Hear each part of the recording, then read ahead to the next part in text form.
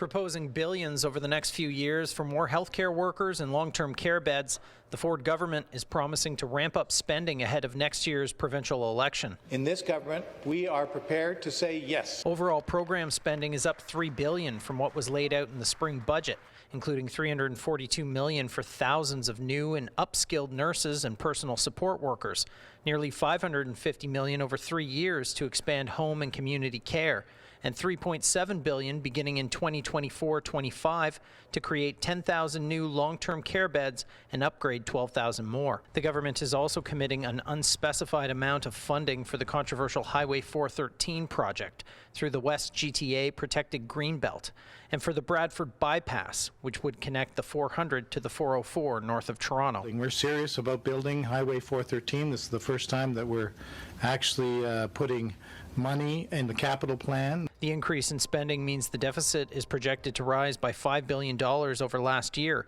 to $21.5 billion for 2021-22. But that number is far lower than the $33.1 billion deficit projected in the budget earlier this year. The government says that's because of a stronger economic growth outlook. We're very clearly signaling that economic recovery is at hand. To help the travel and tourism industry rebound from COVID, a staycation tax credit worth $270 million is proposed, allowing Ontarians who take a trip within the province to claim a percentage of the cost, up to $200 for an individual and $400 for a family. But opposition leaders say this mini-budget falls way short. There is no plan in here whatsoever to address the housing costs. There's no $10 a day childcare plan. Publicly funded education had a budget cut, an in-year budget cut of $467 million.